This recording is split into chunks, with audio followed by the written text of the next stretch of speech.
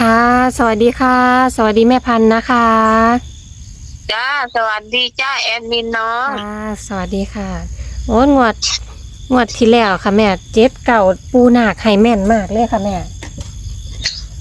โอ้ยเราน่าสิบอกว่า479เนาะแม่นอยู่ค่ะพิษแต้มหนึ่งเนาะ แต้มหนึ่งค่ะโอ้บ่เป็นหยังดอกเราให้2 ตัวก็ดีแล้วล่ะค่ะปูนาคเป็นปูอยู่ตำหนักแม่นบ่ค่ะแม่แม่นโอ้แล้วเว้าคันเราเว้าแล้วสิเว้าจังซี่แหละแล้วเว้าหางเดียวพุดเลยแหละค่ะที่นี่แม่เมื่ฝันอวานนี่ฝันตองงวดบ่ค่ะแม่จ้าฝันอยู่ปล่อยคลิปของนิวพาโชคไปแล้วล่ะค่ะแต่ว่ามันตีความฝันเนาะ ค่ะฝันว่าจังไดค่ะแม่ฝันว่าได้เดินทางไปไสดอกคือจังไปขึ้นเขาวังมันเขา495ล่ะแต่ว่าเต็ดเขานี่มันเป็นเขาเป็นเขาดินบ่แม่นเขาหินนะอ๋อ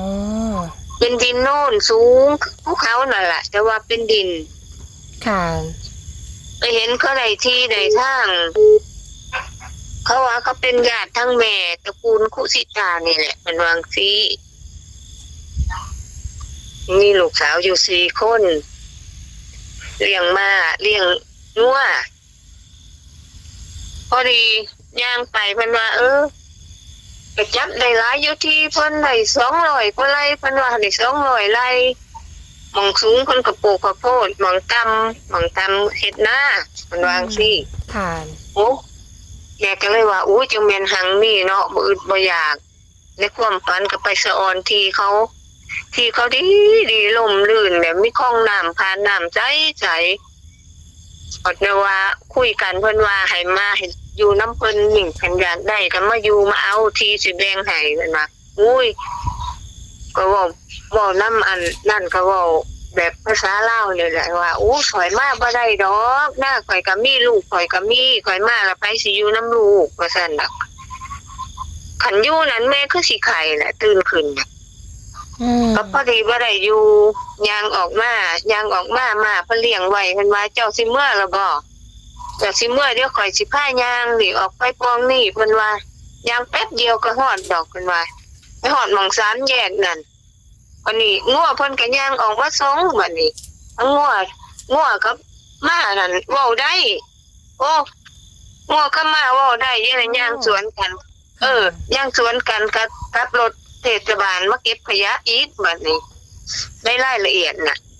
ก็ย่างออกมาปุ๊บลูกน้อยเพิ่นยืนท่า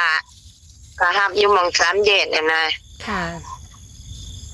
ก็เลยว่าอุ้ยมานั่งคิดเบิ่งแม่ก็นั่งคิดอยู่ว่าแม่สิตีตัวใดเนาะตีสดๆเลยบางออกคลิปนิวพาโชคน่ะค่ะ พิจารณาเบิ่งว่าโอ้มามันก็เป็นมันอยู่ในปีนักษัตริย์ที่7เนาะมาก็สิตีเป็น7วันนี้หม่อง3 แยกนั่นก็คือ3บัดก็73นี้73อันนี้ลูกน้อยเป็นผู้ชายก็ไปหารับแม่เนาะหม่อง3 แยกก็เลยตีเป็น6 736อีกทางนึงก็สิแล้วเจ้าของบ้านหม่องที่เพิ่นพาไปเบิ่งหม่องเพิ่นอยู่หม่องเพิ่นเช่านั่นหม่องสถานที่เพิ่นจับที่ได้นั่นพ่อบ้านเพิ่นก็เป็นคนเฒ่าเนาะแต่ว่าก็เป็นผู้ชายบ่ทันเฒ่าปานใดดอกสิรุ่นอันนี่นะอันเพื่อนติดกับแม่นี่นะ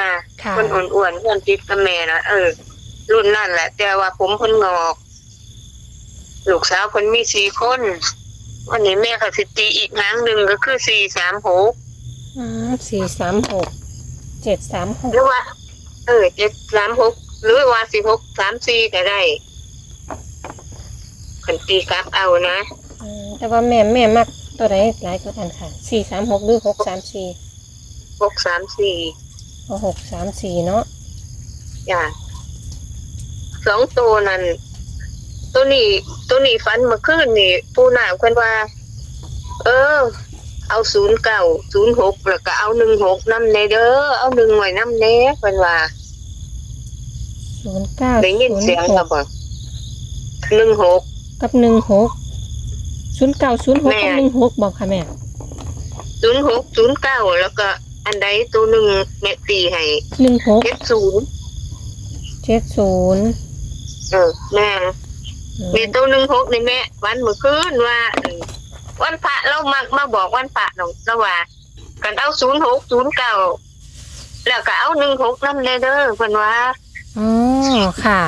เพิ่นเว้าเล่านะ เอาเพิ่นย่างมาบอกเลยบ่ค่ะแม่เพิ่นบ่ได้เว้าหยัง อยู่ในตำหนักแหละแม่ฝันแม่กำลังส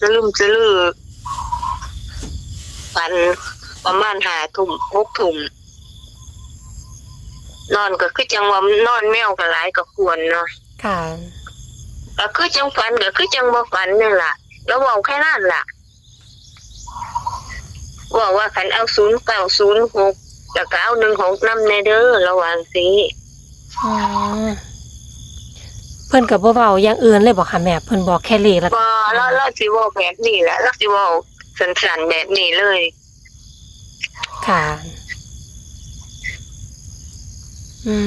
มาบอกเป็นตัวนะคะงวดเมื่อกี้เพิ่นก็บอกว่าจังได๋ก็ค่ะแม่ที่เขา7 9เนี่ยค่ะ โอ้ยเอางวดเมื่อกี้ เพิ่นนั่งภาวนาวันพระเนาะอาจารย์หน่อยเพิ่นนั่งภาวนาถือศีลของเพิ่นน่ะล่ะเพิ่นมักเพิ่นว่าชั่วมือเพิ่นก็นั่งสมาธิเขาพรรษาเพิ่นสินั่งสมาธิเมื่อนั้นใกล้เขาพรรษาแล้วนั่งสมาธิเอาแหน่เพิ่นว่าเพิ่นก็นั่งบัดนี้พอนั่งโดนตึก30นาทีเทื่อนี้นั่งได้โดนเพิ่นก็มื่นตาขึ้นมาเพิ่นก็บ่เว้าหยังเพิ่นก็มานอนยิ้มเฉยอยู่เพิ่นได้เลขเป็นผู้นักบอกอะนะพอดียามคืนแม่ฝันว่า เห็นเพิ่นนั่งสมาธินั่นแหละ ค่ะ เพิ่นก็กระซิบบอกกันตัวนั่นแหละ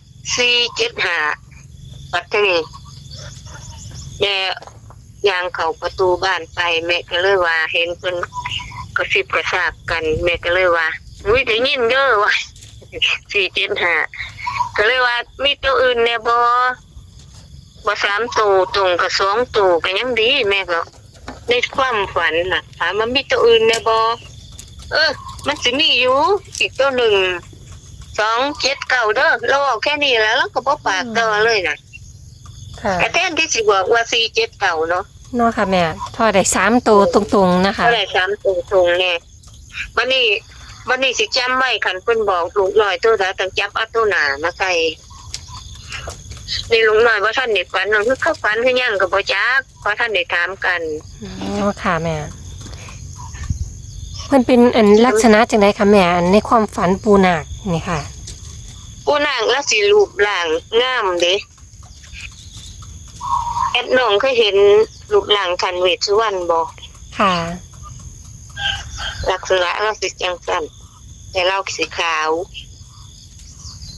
อ๋อ ขาวอวบ ค่ะ ๆแล้วคันว่าเฒ่าก็จงหนวดแล้วเฒ่าแล้วก็มีสง่าราศีเด้พุทธพองผิวพองน่ะนั่นล่ะ ก็ ก็เลยว่าให้มันมาอีกทีเถอะ แม่มักตัวใดหลายกว่ากันค่ะ634กับ736เลข3ตัว 634กับ0916นี่ล่ะ อ๋อ จะแบ่งเป็น1ก็ได้เด้อ ตัวแม่มักเนาะค่ะเนาะ แม่น ค่ะเอาก็ให้ไปเป็นแนวทางนะคะ ขอบคุณแม่พันธุ์ได้หลายเด้อค่ะสำหรับแนวทางตองวดนะคะ จ้า ค่ะ ขอบคุณค่ะ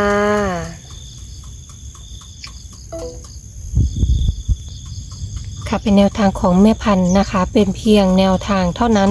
โปรดใช้วิจารณญาณในการรับชม เป็นความเชื่อส่วนบุคคลนะคะ วันนี้แอดมินก็ขอจบคลิปไว้แต่เพียงเท่านี้ค่ะ เจอกันใหม่คลิปหน้านะคะ สวัสดีค่ะ